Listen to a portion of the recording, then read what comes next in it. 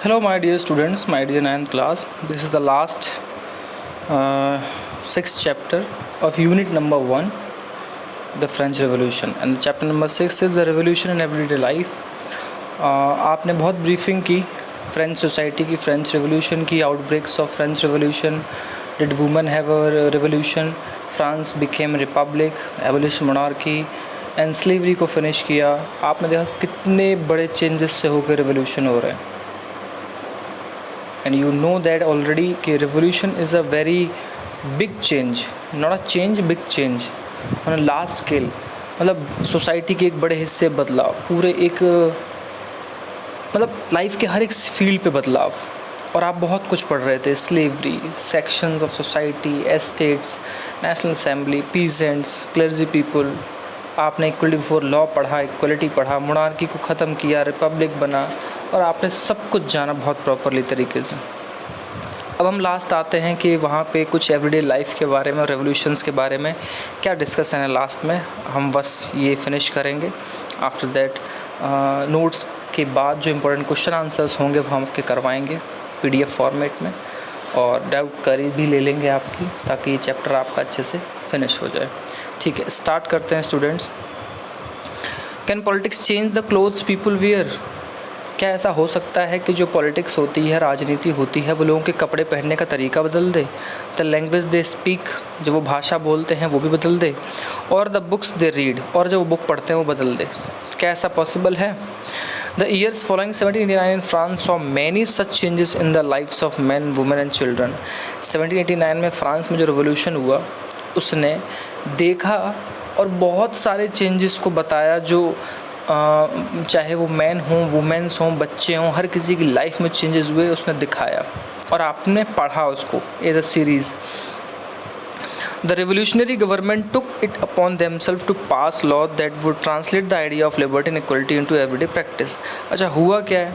अब जो revolutionary government आई है जिसने चेंज किए हैं, अब फ्रांस एक रिपब्लिक बन गया है, उसने अपने आप को इस तरह से मतलब प्रिपेयर किया कि उसने ऐसे बहुत सारे नियम पास किए, लॉ पास किए, जिनको ट्रांसलेट किया गया और ये कहा गया कि जो आप लिबर्टी यानी आप फ्री हैं, उन किन तरीक़ों से उनके नियमों को मतलब बताया.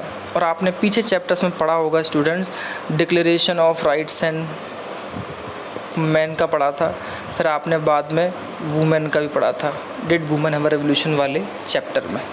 तो उन्हीं चीज़ों की बात हो रही है, इक्वलिटी, बराबरी की बात हुई है, एवरीडे प्रैक्टिस यानी जो आप डेली की लाइफ में देखते हो, चाहे आप स्कूलिंग की बात करें, बिज़नेस की बात करें, शादी की बात करें, स्कूल के लेवल के बाद कॉलेज की बात करें, शादी की बात करें, एवरीथिंग पे अपने लॉ थे और वहाँ इस तरह से बनाया गया.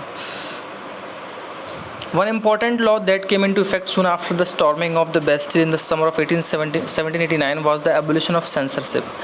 जो सबसे पहला चेंज आया बेटा डेली की लाइफ में, वो था कि जो देखभाल, नज़र रखना, आप देखते हैं ना, लोग एक दूसरे पर नज़र रखते हैं, एक दूसरे के मोबाइल को देखना, एक दूसरे के पीछा करना, कहाँ जा रहे हो, किससे बात कर रहे हो, क्या बात कर रहे हो, किस तरीके से बिहेव कर रहे हो, क्यों बात कर रहे हो, इस तरह की सेंसरशिप वहाँ रखी जाती थी. इसको पहले फिनिश किया गया.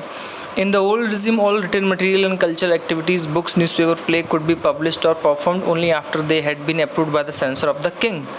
और इससे पहले पुराने शासन के टाइम पे क्या होता था बेटा, जो ये चेंजेस हुए हैं उसके अपोजिट, कि सारी चीज़ें किंग की देखभाल के बाद ही रिलीज़ की जाती थी. क्या लिखा जा रहा है अखबारों में, कहीं राजा के ख़िलाफ़ तो नहीं लिखा जा रहा है, राजा की पॉलिसी के बारे में कहीं गलत तो नहीं बताया जा रहा है, कहीं कोई मर गया है तो उसने उस खबर को छाप तो नहीं दिया है, सच तो नहीं दिखा रहे हो, क्योंकि राजा के लिए सिर्फ अच्छा अच्छा दिखाना है. तो राजा की बिना इजाज़त के ये सब चीज़ें नहीं होती थी. Now the Declaration of Rights of the Man and Citizen proclaimed freedom of speech and expression to be a natural right.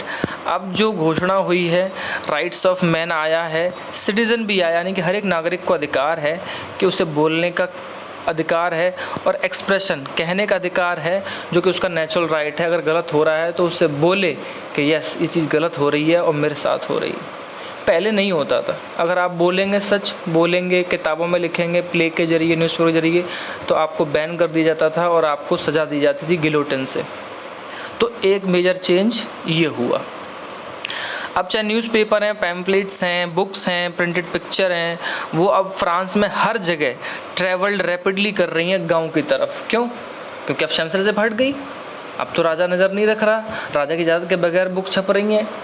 अब राजा जब है ही नहीं, लोगों से कहा गया है एजुकेशन के लिए, पढ़ने लिखने के लिए, अवेयरनेस के लिए, अपने अधिकारों के बारे में जानने के लिए कि क्या चेंज हुए हैं, तो वो एकदम फ्लड का मतलब बाढ़ सी आ गई और इतना ज़्यादा वहाँ पे चीज़ों को पढ़ा जाने लगा, समझा जाने लगा, गाँव तक पहुँच गई वो सारी चीज़ें, कंट्री साइड। आगे they all described and discuss the event and changes take place in France. अब सारे लोग डिस्कस करते हैं, एक दूसरे को बताते हैं कि अब हमारे फ्रांस में क्या बदल रहा है। फ्रीडम ऑफ प्रेस मतलब जो न्यूज़पेपर छाप रहा है, इस तरह की बातें हैं। Also mean that opposing view of event could be expressed, कि अगर आपके विचार किसी से बहुत अलग भी हैं तो भी आप लिख सकते हैं। ये फ्रीडम ऑफ प्रेस मिला हुआ है, प्रेस की आज़ादी। Each side sought to convince the other of its position through the medium of print. हर कोई अपने तरीके से अपने पोजीशन को बताना चाह रहा था अपनी चीज़ों को छापने के बाद न्यूज़पेपर में, अपने हर कोई तरह से अपने मतलब ओपिनियन को दे रहा था। चाहे अब प्ले हो रहे हों, जो गाने लिखे जाते हैं, या किसी भी तरह की कोई फेस्टिव पोजीशन हो रहे हैं, मतलब त्यौहार हो रहे हैं, attracted large number of people. अब ये सब चीज़ें लोगों को आकर्षित कर रही थी, क्योंकि इससे पहले राजा था तो वो दिखाने नहीं देता था। अब चीज़ें हो रही हैं तो लोग अब उसका बहुत हिस्सा बन रहे हैं, लोगों में फ्रीडम आ गई, आज़ादी मिल गई लोगों को। This was one way they could guess and identify with idea such as liberty और जस्टिस। और ये सब चीज़ें वो किस लिए कर पा रहे थे, अपने आप को कैसे पहचान दिला पा रहे थे कि अब उनको आज़ादी मिल गई है और उनको न्याय मिल रहा है। That political philosopher wrote about length and text which only a handful of educated people could read. और वो सारी चीज़ें फिलोसफर लिख के जाते थे, आपको याद है ना, रूसो, मॉन्टेस्क्यू, जॉन लॉकी, और वो सब बड़े बड़े ग्रंथों में लिखा होता था, और कुछ हैंडफुल लोग जो पढ़े लिखे लोग होते थे सब फिर वही पढ़ पाते थे। लेकिन अब वो चीज़ बड़े पैमाने पर होने लगी है, अखबारों में छप रही है, नॉर्मल भाषा में लिखा जा रहा है, प्लेस के ज़रिए दिखाया जा रहा है, और मतलब हर तरह से लोग डिस्कस कर रहे हैं, बात कर रहे हैं, एक दूसरे से पूछ रहे हैं। तो ये अवेयरनेस और जागृति वहाँ फैल रही है। इस तरह से फ्रांस में डेली लाइफ में चेंजेस हो रहे हैं स्टूडेंट्स, रेवोल्यूशन के बाद। यहाँ कुछ इस तरह से मतलब ये पोर्ट्रेट बनाया है, the patriotic fad reducing press, कि मतलब एक ऐसी देशभक्ति प्रेस है जो आपके मोटापे को कम करती है। तो एक आदमी को मोटापे के साथ दिखाया है, वो जा रहा है और देखो उधर से वो पतला होकर निकल रहा है, कुछ ऐसा पोर्ट्रेट करके दिखाया है। कहने का मतलब यानी कि जो पहले चीज़ें कहीं नहीं जाती थी अब कहीं जा रही हैं, फ्रीडम ऑफ स्पीच और एक्सप्रेशन मिल रहा है, तो अब मीडिया को अपनी आज़ादी मिली तो अपनी हर एक बात को कह रहा है, ये बात हो रही है। ये देखिए, ये मैराथ है जो लोगों को एड्रेस कर रहा है, ये है। This is painted by Louis Leopold Boilly. ये वही सारी चीज़ें हैं कि लोग किस तरह एक दूसरे को अवेयर कर रहे हैं, डिस्कशन कर रहे हैं, पॉपुलैरिटी हो रही है लोगों में। तो अब लोग सैलून में भी बात कर रहे हैं, लोग स्ट्रीट पे भी बात कर रहे हैं, चौराहे पे खड़े होकर बात कर रहे हैं। अब इतना उनको बात और मतलब क्या कहते हैं अपनी एक्सप्रेस करने का मौका मिल गया है, ये सब अब वहाँ पे हो रहा है। अब बेटा नेपोलियन के बारे में पढ़ेंगे, जिसके लिए समझना हमें बहुत ज़रूरी है। ये नेपोलियन है, ये अपने घोड़े के साथ जो आल्प्स माउंटेन है उसको क्रॉस कर रहा है। वो पहला एम्परर था जिसने आल्प्स को क्रॉस किया था, उससे पहले किसी ने भी नहीं किया था। लास्ट कंक्लूजन है, इन 1804 Napoleon Bonaparte crowned himself emperor of France. 1804 में आते ही नेपोलियन बोनापार्ट ने अपने आप को फ्रांस का एम्परर घोषित कर दिया बेटा। He set out to conquer neighbouring Europe countries, उसने आसपास की यूरोप की सारी कंट्रीज़ को जीतना शुरू कर दिया, कब्जे में ले लिया। Dispossessing dynasties and creating kingdoms where he placed member of his family, और वहाँ जितनी भी डायनेस्टीज़ रूल कर रही थी उन सबको हटा दिया और अपने फैमिली के मेम्बर्स को वहाँ बैठा दिया। Napoleon saw his role as a modernisation of Europe, वो ना अपने आप को यूरोप का मॉडर्नाइज़र कहता था। मॉडर्नाइज़र का मतलब क्या होता है, आधुनिक बनाने वाला इंसान, नई नई चीज़ें इंट्रोड्यूस करने वाला इंसान, वो खुद को ऐसे इंट्रोड्यूस करता था। He introduced many laws such as the protection of private property and uniform system of weight and measures provided by the decimal system. ये चेंजेस तो ऐसे हैं स्टूडेंट जो आज भी मॉडर्न टाइम में आप देखते हैं। उसने प्राइवेट प्रॉपर्टी के प्रोटेक्शन का लॉ बनाया, यानी कि सबको अपनी अपनी प्रॉपर्टी का अधिकार है, जो कि इससे पहले लुई 16 के टाइम पे नहीं था। इसने ही अच्छा चेंज दिया और ये आज तक है बेटा। 1804 में जो लॉ बनाया था वो आज तक चल रहा है 2021 में दुनिया के ज़्यादातर कंट्रीज़ में। यूनिफॉर्म सिस्टम ऑफ वेट्स, नापने तौलने की जो मेज़रमेंट के तरीके हैं उन सबको एक जैसा बनाया। आपको याद है आपके गांव में, शहरों में अलग तरीके से बोला जाता है, शेर भर दे दो, पाव भर दे दो, मन भर दे दो। तो ये हमारे इंडिया की लोकल भाषा में नापने तौलने के तरीके होते थे बेटा, ठीक। लेकिन स्टैंडर्ड यूनिट में बात करते हैं, जब स्टैंडर्ड एसआई यूनिट में बात करते हैं तो हम केजी, ग्राम, मिलीग्राम इसमें बात करते हैं, जो कि पूरी दुनिया फॉलो करती है। तो ये चेंजेस ना वो लाया था वहाँ पे, और डेसिमल सिस्टम भी वही लाया था, मतलब वेटिंग में। मैं मैथ की बात नहीं कर रहा हूँ, नापने तौलने के तरीक़ों में डेसिमल सिस्टम की जो मतलब इम्प्रूवमेंट थे वो नेपोलियन लाया था फ्रांस में। Initially many saw Napoleon as a liberator who would bring freedom for the people. तो कई लोगों के लिए नेपोलियन उनके लिए लिबरेटर था, आज़ादी देने वाला इंसान था जो लोगों को आज़ादी दे रहा है। But soon the Napoleonic armies came to the viewed everywhere as an invading force. लेकिन बहुत जल्दी नेपोलियन की आर्मी को हर जगह इस निगाह से देखा जाने लगा कि ये तो अब इसकी आर्मी जो हर जगह कब्जा करती जा रही है, इन्वेडिंग कर रही है, आक्रमण कर रही है, कब्जा कर रही है। He was finally defeated at war at Waterloo in 1815। बेटा वाटरलू एक जगह है, एक लड़ाई हुई थी वहाँ पे इंग्लैंड और फ्रांस के बीच, जिसमें नेपोलियन हार गया था। इंग्लैंड ने उसे हरा दिया था और उसको कई सारे लोगों ने मिलकर हराया था। और एट द लास्ट वाटरलू में लेने के बाद सेंट हेलेना एक आइलैंड है, उसको वहाँ भेज दिया गया था और 1821 में वहाँ उसकी डेथ हो गई थी। Many of his measures that carried the revolutionary idea of liberty and modern law to other part of Europe had an impact on people long after Napoleon's death।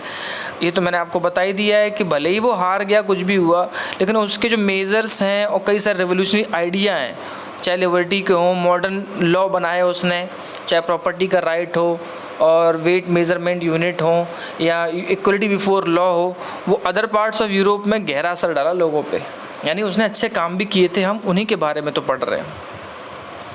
तो वही कह रहा है कि after Napoleon had left the ideas of liberty and democratic rights were the most important legacy of the French revolution. अगर हम French revolution की बात करेंगे स्टूडेंट्स, तो जो डेमोक्रेटिक राइट्स हैं, लोकतांत्रिक अधिकार जो लोगों को मिलने चाहिए, और जो सबसे ज़्यादा क्या कहते हैं लिबर्टी की बात होती है, आज़ादी की, वो फ्रेंच रेवोल्यूशन की सबसे दो मोस्ट इंपॉर्टेंट चीज़ें हैं कि लोगों को सारे अधिकार मिले, वो मिले भी, और दूसरी चीज़ थी कि लिबर्टी, आज़ादी मिले और भी चीज़ों से जो कि उनको नहीं मिलती थी। The spread from France to the rest of Europe during the 19th century. और ये सारी चीज़ें 1815 के बाद धीरे धीरे पूरे यूरोप में फैल गई बेटा, 19th सेंचुरी तक जाते जाते। और वहाँ भी फैली जहाँ फ्यूडल सिस्टम था। फ्यूडल मतलब जो यूरोप में ज़मींदारी सिस्टम था उसके वर एबोलिस्ड, और उन वहाँ पे भी वो चीज़ें हटा दी गई। Colonized people reworked the ideas of freedom from bondage into movement to create sovereign nation state। अब आपको एक चीज़ ध्यान रखनी होगी, colonized people, जहाँ पे फ्रांस का राज चल रहा था, इंग्लैंड का राज चल रहा था, जब वो ये चीज़ें फ्रांस में जो चेंजेस हुए, आज़ाद हुए, लिबर्टी, फ्रीडम, एवरीथिंग, तो उन कंट्रीज़ में, चाहे वो इंडिया की ही क्यों ना बात हो, यहाँ एक बॉक्स भी दिया राजा राम मोहन रॉय के टाइम का, आप वो पढ़ सकते हैं। पूरी दुनिया में वो मैसेज जा रहा था लिबर्टी का, इक्वलिटी का, राइट्स ऑफ स्पीच का, डेमोक्रेटिक राइट्स का। तो लोग अब कॉलोनाइज्ड रूल के खिलाफ एकजुट हो रहे थे। तो उसी से लोग मूवमेंट क्रिएट करके अपने सोवरेन नेशन स्टेट की बात कर रहे थे। बेटा सोवरेन का मतलब होता है कि आपकी खुद की पावर खुद में हो, कोई दूसरा आप पर रूल ना कर रहा हो। जैसे इंडिया पहले ब्रिटिश के अंडर रूल कर रहा था, यानी ब्रिटिश हमसे ऊपर थे पावर में, लेकिन आज हम सोवरेन हैं क्योंकि हमारे ऊपर किसी की पावर नहीं है, हम खुद में अपने पावरफुल हैं। तो सोवरेन नेशन स्टेट उसे कहते हैं। Tipu Sultan and Raja Ram Mohan Roy two example of individuals who responded to the ideas of coming from revolutionary France. अब जब ये चेंज जो आ रहे थे, जो पूरे यूरोप में हो रहे थे, तो इंडिया में टीपू सुल्तान और राजा राम मोहन रॉय यहाँ पे दिया हुआ है, वो दो लोग थे जो इस आइडिया को अपने साथ लेके इंडिया में बहुत कुछ कर रहे थे। और इसको आप 8th क्लास की हिस्ट्री में थोड़ा बहुत पढ़ चुके हैं, चेंजेस के बारे में। ठीक है, तो ये यूनिट फिनिश होती है स्टूडेंट्स। इसके क्वेश्चन आंसर्स आपको हम PDF की फॉर्मेट में भेज देंगे, आप प्रॉपरली राइट करें। जिन लोगों ने चैप्टर वाइज, मैं आपको फिर बता देता हूँ, चैप्टर वाइज जिन्होंने नोट्स बनाए ना उनके ही एग्ज़ाम सबसे अच्छे होने वाले हैं, और प्लस क्वेश्चन आंसर्स तो अब हम आपको करवा देंगे, क्योंकि जिन्होंने मेहनत की है, रेगुलर रहे हैं, उन्हीं को इस चीज़ का फ़ायदा मिलेगा स्टूडेंट्स। सो अगर कोई प्रॉब्लम होती है तो आप मुझे बताइएगा। बाकी जो नोट्स आज के चैप्टर के उन्हें कर लीजिए, बहुत अच्छी चीज़ें थी आज के चैप्टर में। क्वेश्चन आंसर्स हम आपको कल करवा देंगे PDF में, ठीक है। Okay student, thank you, have a nice day.